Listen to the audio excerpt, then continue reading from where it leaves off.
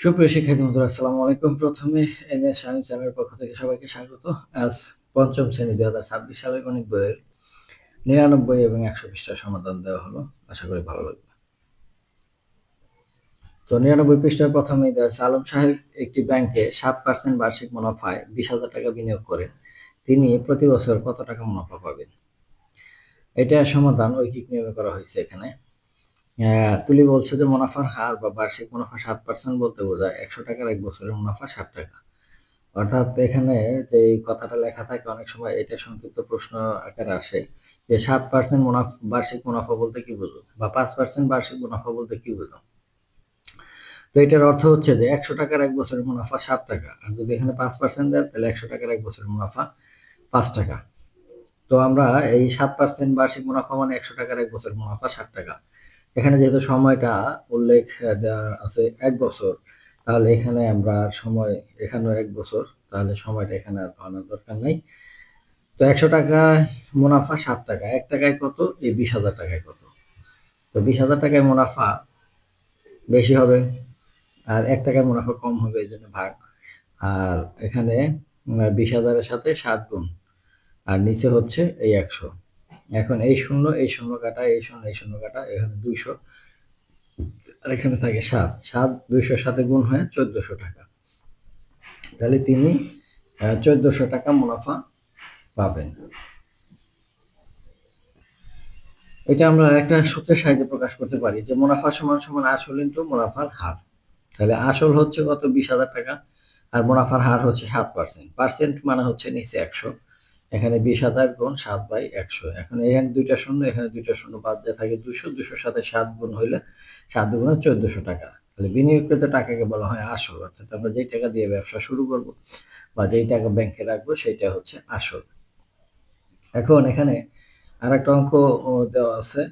এই অঙ্কটা হচ্ছে যে একজন উদ্যোক্তা ব্যাংক থেকে 8% মুনাফায় 50,000 টাকা ঋণ নিলেন। প্রতি বছর তাকে কত টাকা মুনাফা দিতে হবে? এখানে 1 বছর আর 8% বার্ষিক মুনাফা মানে 100 টাকার 1 বছরের মুনাফা 8 টাকা। 100 টাকার 1 বছরের মুনাফা 8 টাকা।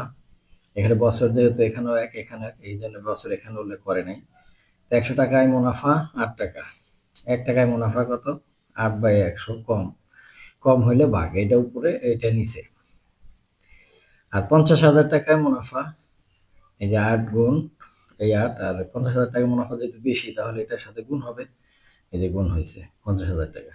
এখন এই দুইটা শূন্য এই দুইটা শূন্য কাটা যায়, এখানে 500, এখানে 8 দিয়ে 500 গুণ করে 5 8 40, 40, আর এখানে আছে দুইটা শূন্য, তাহলে 4,000 টাকা। তাহলে প্রতি বছর সে 4,000 টাকা মুনাফা দেয় বা দিতে হবে। এবার 100 পৃষ্ঠায় যে সমস্যাটি আছে সেটা হলো, নিচের সমস্যাটি সহপাঠীদের সঙ্গে আলোচনা করে দলে সমাধান করি। হ্যাঁ, সোহেল তার খামারে একক দশক শতক হাজারো লক্ষ 2,30,500 টাকা বিনিয়োগ করলেন। বছর শেষে তার 2,48,940 টাকা হলো। তিনি কত হারে মুনাফা পেলেন বছর শেষে? অর্থাৎ তাহলে শতকরা কত মুনাফা আসলো সেটা বের করতে বলছে। তো প্রথমে আমরা মুনাফা বের করব, যে এত টাকা নিয়ে ব্যবসা শুরু করছে, তার বছর শেষে এত টাকা হয়েছে, তাহলে বাড়ছে। বাড়লে কি হয়েছে? লাভ হয়েছে। তো এখানে আছে 2,30,000 আর 2,48,000, তাহলে কত টাকা লাভ হয়েছে সেটা আগে বের করি।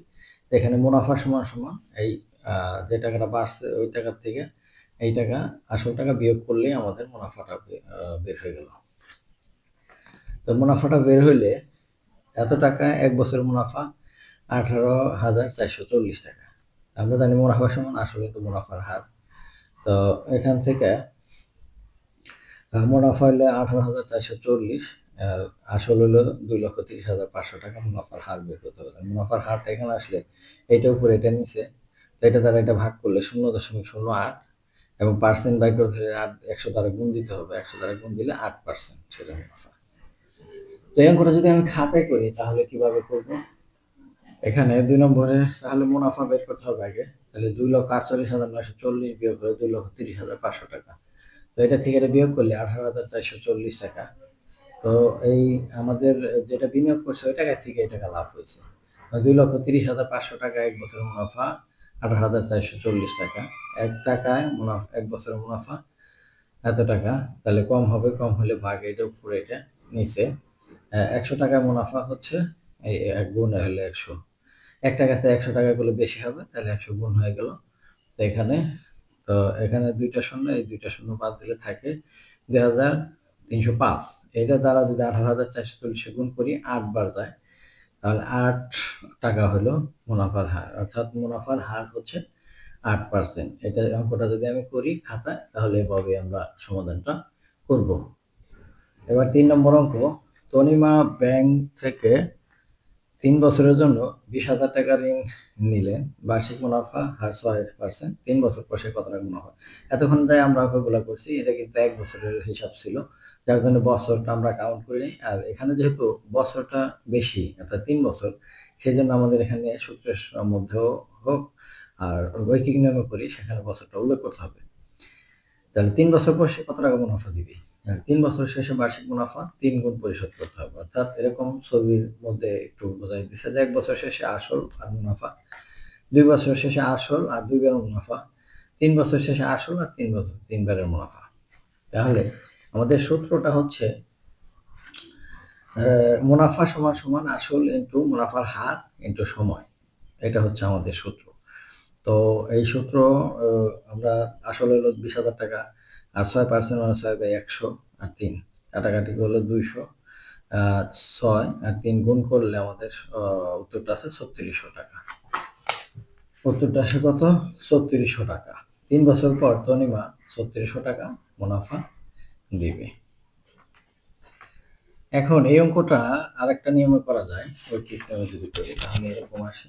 আচ্ছা,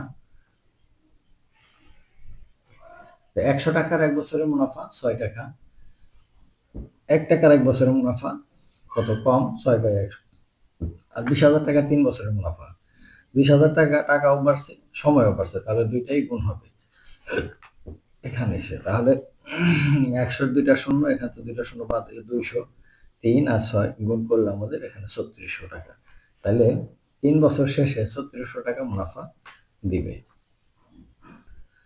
তো শিক্ষার্থী বন্ধুরা, আজ এ পর্যন্তই, দেখা হবে পরবর্তীতে নতুন পৃষ্ঠার ভিডিও নিয়ে। সে পর্যন্ত সবাই সুস্থ থাকবে। ধন্যবাদ সবাইকে।